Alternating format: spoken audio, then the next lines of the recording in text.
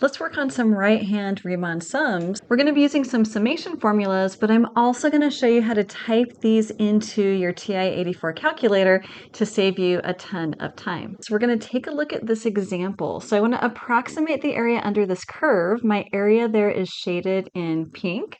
We're on the interval 2 to 10, and we're going to use 4 of those right-hand rectangles.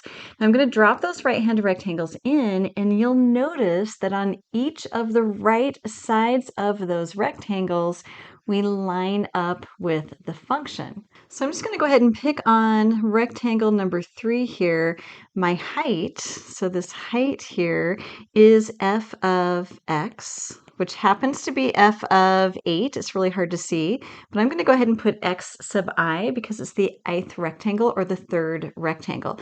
That's my height. And then that width we're just going to define as a delta x, and it's the same. So my width is the same for all of those rectangles, so that width is equal to a delta x. It happens to be a 2 in this case, and I'm going to show you how to compute that. So as I'm looking for the area of each of these rectangles, I'm looking at that third one, but I'm just going to put it in general here. My area is going to be a height times a width, just a regular old area of a rectangle, and it happens to be f of x sub I, so whatever rectangle I'm on, that right-hand height, times the width, which is delta x. But what I want to do is to add up all of these. So I'm going to do that in a summation and add up all of these areas. And those areas are going to be the areas for rectangle number 1 all the way up to, in this case, it's rectangle 4, but in general, it's going to be rectangle n. And it looks like this. Let's go through each of the pieces of this so that you've got a really solid understanding of how to put these guys together. R is the right-hand Riemann sum. That n is the number of rectangles. In our case, it's going to be 4.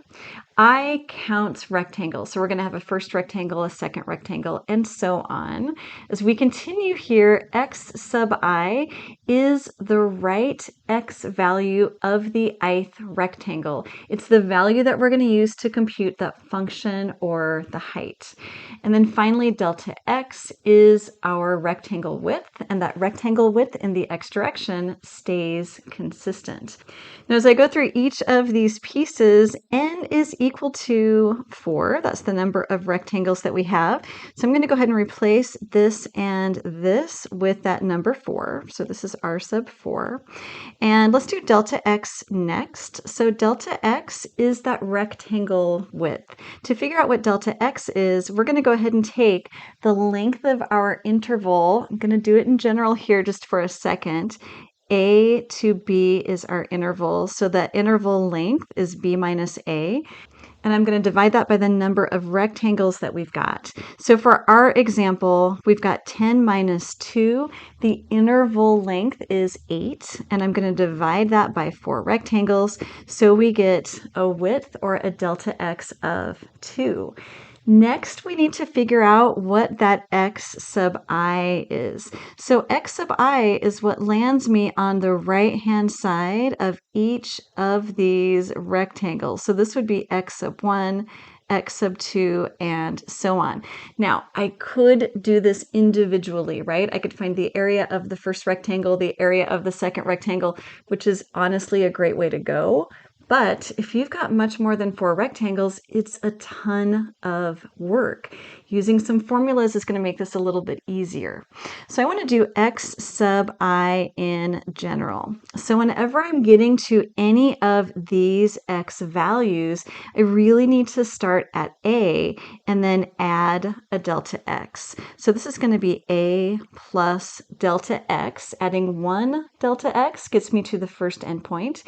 If I add 2 delta x's, it gets me to the second endpoint, and so on. So I'm going to take a, and then I'm going to do I times delta x. Okay, so what does that look like for our problem? That means that x sub I is going to be a, which is 2, plus I times delta x, which is also 2. And I'm just going to write that a little more simply because it bugs me to have the 2 come first. So I'm going to write that as 2i plus 2. Okay, so we've got a lot of things checked off here in terms of what we need to know. Next, I want to do that function value at x sub I. So to do that function value, I know that f of x is equal to x squared. So I want to do f of x sub I. That's going to be x sub I squared, but I know that x sub I is 2i plus 2, 2i plus 2. Now I need to multiply this guy out, and I'm going to go ahead and do that using this formula. I know that a plus b squared is equal to a squared plus 2ab plus b squared. So when I multiply that out, I end up with, let's move it down here, 2i squared is going to be 4i squared plus 2 times 2i times 2, so that's going to be 8i, right? So 8i, and then that last one squared is going to be a 4. So this is f of x sub I. Okay, let's go ahead and put everything into our formula. This is r sub 4. So I write this summation, I is equal to 1 all the way through 4 because we've got 4 rectangles.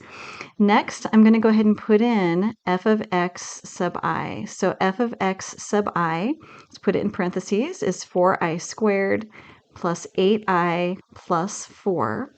And I'm going to multiply that by my delta x, and delta x is equal to 2. Okay, so now I am working through the math. Just like any other order of operations, we're going to work inside out. So I really want to start by distributing that 2 through. My goal is to isolate summations of I squared, summations of I, and summations of a constant, so I can use these formulas. So doing that, I still have my summation. I haven't applied that yet. 1 to 4. I'm going to multiply that 2 through. So starting with 2 times 4i squared, that gives me 8i squared. And then I need to do 2 times the 8i, that's 16i, and then 2 times the 4 is equal to 8. Now I'm adding all of these up, and I can add them up in any order that I want. So I get to take my summation symbol, and I'm going to add up all of the 8i squareds. I'm going to add up all the 16i's, and I'm going to add up all of the 8's. So I end up with these different summations. I is equal from, or I goes from 1 to 4 of 8i squared. Plus, I'm going to sum up the next terms. So I equals 1 to 4 of 16i plus, and then I'm going to sum up those 8's, 1 to 4 of 8. Now I'm going to apply my properties, but before we do, I want to take anything that doesn't depend on I and move it out in front of the summation. That way I have just exactly what my formulas give me. And instead of just that 8, I'm going to write an 8 times a 1. Your formula might be in terms of a constant. So either way works great. So I've got 8 times my sum plus 16 times that next sum, plus I'm bringing the 8 out in front, so you don't have to, 1 to 4 of 1. Now I'm ready to apply some formulas. Let's do it. Okay, so applying my formulas. Honestly, I promise we are almost there. Okay, let me move this up so I've got a little more room, and I'm going to write a little bit smaller.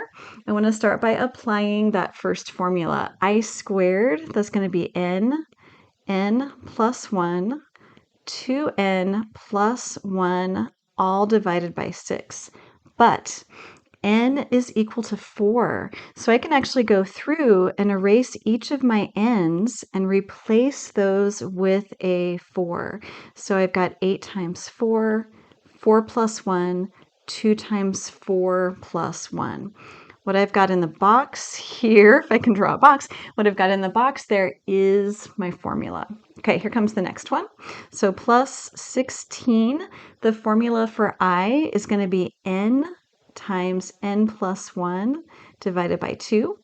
But again, I know what my n is. Let's go ahead and erase these n's here, and I'm going to replace those with a 4. So 4 and 4. And then finally, plus 8 times the summation of 1 4 times. Well, 1 4 times is just 4. So 1 times 4 is equal to 4. Now I'm going to put a box around these so you can see that I've applied those summations. Let's go ahead and clean this up and do the math because we are just about there. So just cleaning this up, I'm going to get a 3 here and a 4 here. So I get 4 times 5 times 9 over 3, but those cancel. Next, I get a 2 cancels and an 8 here. 8 times 4 is 32 times 5. And then 8 times 4 is 32. I do all of this math, I end up with 432. But I promised you that there's a way that you can do this with your calculator. To do this with your calculator, you still need to set up the Riemann sum. So I'm actually going to go back to where I had that summation. So I am going back to this form right here. This is what I can put into my TI-84 calculator. I'm going to make one change though. Instead of using I, because that gets kind of mixed up with my imaginary unit, instead going to put in K as my counter, a K here and a K here. Let's go ahead and bring up that calculator. Put this in, I want to go into the math menu. I'm going to arrow down until I see a summation. There it is. Hit enter. And it wants your index first. We're using K as our index. So I'm going to grab K by doing alpha, and then K is located on the parenthesis. And it says from what to what. This one is from 1. Let's go ahead and arrow over to 4. And I'm going to type my value into the parentheses, and that's going to be 8k squared. So 8 alpha k, I'm going to hit the squared button, and then plus 16k, so 16 alpha k, and plus 8. I've got everything how I want it, and I can go ahead and hit enter. Luckily, I get that same answer. Take a look at this next video on left-hand Riemann sums. You got this.